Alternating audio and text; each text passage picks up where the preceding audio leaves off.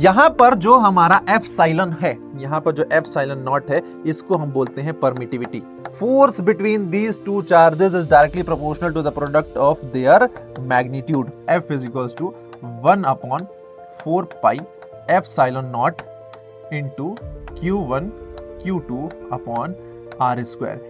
वहां पर जो M होता था, जो कैपिटल G होता था, जो कैपिटल G होता था जिसको हम प्रोपोर्शनल कांस्टेंट बोलते हैं, वो यूनिवर्सल ग्रेविटेशनल कांस्टेंट होता था, यानी उसकी वैल्यू पूरे यूनिवर्स में एक जैसी होती थी। हेलो क्लास 12 चैंपियन, स्वागत है आप सभी का अनअकैडमी के इस प्यारे से प्लेटफॉर्म पे। और आज से एक नई सीरीज शुरू हो रही है आप सभी के लिए, यानी हम हर एक वीडियो में एक कॉन्सेप्ट को, एक टॉपिक को पढ़ने वाले हैं। शुरुआत करते हैं सबसे पहले हम कूलाम्स लॉ से, और हर एक वीडियो आपका लेस देन 10 मिनट्स होगा, जिसमें एक कॉन्सेप्ट, एक डेरिवेशन को समझेंगे, और इस तरीके से हम अपना कंप्लीट क्लास 12 का सिलेबस करने वाले हैं। तो कूलाम्स लॉ क्या कहता है? अब आप लोगों ने क्लास 11th में एक लॉ पढ़ा होगा जिसको हम कहते हैं लॉ ऑफ ग्रेविटेशन। ग्रेविटेशन या फिर यूनिवर्सल ग्रेविटेशनल लॉ आपने पढ़ा होगा। बिल्कुल सेम का सेम वैसा ही है। अभी आप देखेंगे, आपको लगेगा कि यार इतना एकदम कॉपी कर लिया है, बिल्कुल वैसा सेम का सेम ही है। तो यहां पर जैसे वहां पर हमारे पास दो मासेस होते हैं, वैसे यहां पर हमारे पास दो चार्जेस हैं। एक है Q1 और दूसरा चार्ज है Q2। इनके सेंटर के बीच की जो डिस्टेंस है वो है R।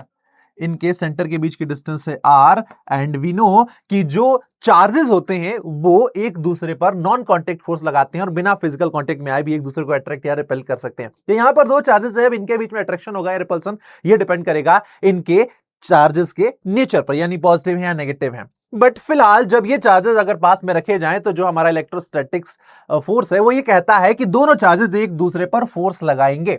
अब वो फोर्स कितना होगा, तो कूलाम्स लॉ हमें हेल्प करता है इन दो चार्जेस के बीच में लगने वाले इलेक्ट्रोस्टैटिक फोर्स को फाइंड करने में। और इलेक्ट्रोस्टैटिक फोर्स जब हम निकालेंगे तो वो होगा according to the Coulomb's law, जो फोर्स है वो इन दोनों ही चार्जेस के प्रोडक्ट के मल्टीपल के डायरेक्टली प्रोपोर्शनल होगा, यानी the force between these two charges is directly proportional to the product of their magnitude. And दूसरा जो फोर्स होगा इन दोनों चार्जेस के बीच में, वो इनके बीच की जो डिस्टेंस है उसके स्क्वायर के इनवर्सली प्रोपोर्शनल होगा। अब हम इन दोनों इक्वेशन को जब मिलाते हैं तो हमारे पास एक नई इक्वेशन आ जाएगी, F is directly proportional to Q1 Q2 upon R square. यहां पर हमें प्रोपोर्शनल साइन नहीं पसंद है, तो हम क्या करेंगे, इस प्रोपोर्शनल साइन को हटा देंगे और इसकी जगह हम लगाएंगे इक्वल टू। बट आपको पता है कि प्रोपोर्शनल साइन हटने पर इक्वल टू डायरेक्ट नहीं आता है, यानी उसके साथ एक आता है प्रोपोर्शनलिटी कांस्टेंट। तो जो हमारा फॉर्मूला है वो हो जाएगा F is equals to Q1 Q2 upon R square. यहां पर जो हमारा K है वो प्रोपोर्शनलिटी कांस्टेंट है, जिसको हम इलेक्ट्रोस्टैटिक फोर्स कांस्टेंट कहते हैं।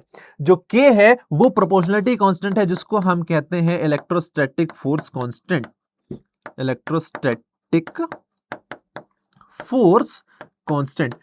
अब देखो, एक फॉर्मूला मैं आपको लिखता हूं ताकि आपको कुछ चीजें याद आ जाएं। आपने एक फॉर्मूला पढ़ा होगा, F is equals to capital G m1 m2 upon R square. इन दो बॉडी हैं जिनके मास m1 m2 है, उनके बीच की डिस्टेंस R है, तो उनके बीच में लगने वाला ग्रेविटेशनल फोर्स हो जाता है F is equals to capital G m1 m2 upon R square. वहां पर जो M होता था, जो कैपिटल G होता था, जिसको हम प्रोपोर्शनल कांस्टेंट बोलते हैं, वो यूनिवर्सल ग्रेविटेशनल कांस्टेंट होता था, यानी उसकी वैल्यू पूरे यूनिवर्स में एक जैसी होती थी। बट यहां पर जो K है, इसकी वैल्यू एक जैसी नहीं होती है, because this K is medium dependent.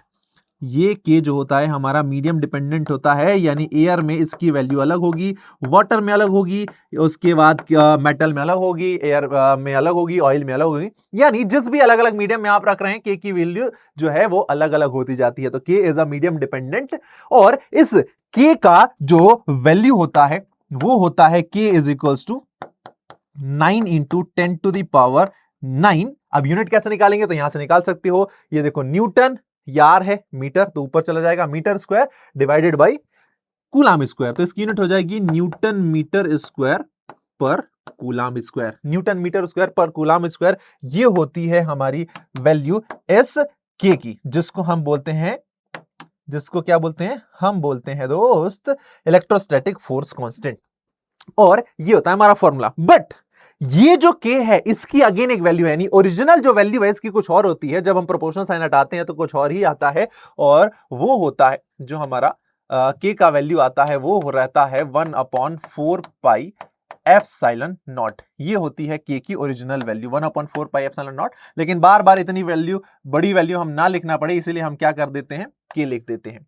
यहां पर जो हमारा एप्सिलॉन है, यहां पर जो एप्सिलॉन नॉट है, इसको हम बोलते हैं परमिटिविटी, इसको बोलते हैं permittivity, permittivity of free space, permittivity of free space. और ये अलाउ करता है, ये बेसिकली हमें बताता है कि कौन सा मीडियम अपने अंदर से कितने चार्जेस को पास होने देता है। परमिटिविटी ऑफ फ्री स्पेस यानी कौन सा मीडियम कितना अलाउ करता है चार्जेस को अपने अंदर से पास होने के लिए, या कहें इलेक्ट्रिक फील्ड को अपने अंदर से पास होने के लिए, सो दैट वो चार्जेस एक दूसरे को अट्रैक्ट कर पाए। और ये जो फ्री स्पेस का परमिटिविटी होता है एप्सिलॉन नॉट, इसकी अपनी खुद की वैल्यू होती है 8.85 इंटू 10 की पावर -12, इसकी यूनिट होती है newton inverse metre inverse two coulomb square. Newton inverse metre inverse two coulomb square, ये होती है इसकी वैल्यू परमिटिविटी की।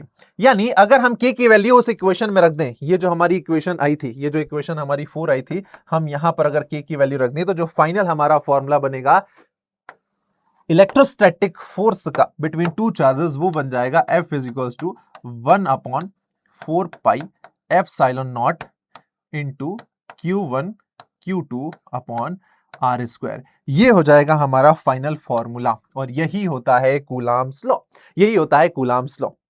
और ये फॉर्मूला जो आपने पढ़ा है, ये पूरे इस चैप्टर का सबसे इंपॉर्टेंट फॉर्मूला है, क्योंकि इसके बाद आगे जो भी हम डेरिवेशंस करने वाले हैं, उन सभी डेरिवेशन में ये फॉर्मूला हमारा इंक्लूड होने वाला है। तो ये आप लोग एक बार देख लीजिए, और ये कूलाम्स लॉ हमारा यहां पर हो जाता है डन। तब इसके बाद हम मिलेंगे आपसे नेक्स्ट पार्ट में नए डेरिवेशन के साथ। तब तक पढ़ते रहो, और वीडियो कैसी लगी कमेंट करके बताओ। बाकी मुलाकात होगी आपसे नेक्स्ट वीडियो में, तब तक के लिए tata bye bye, thank you.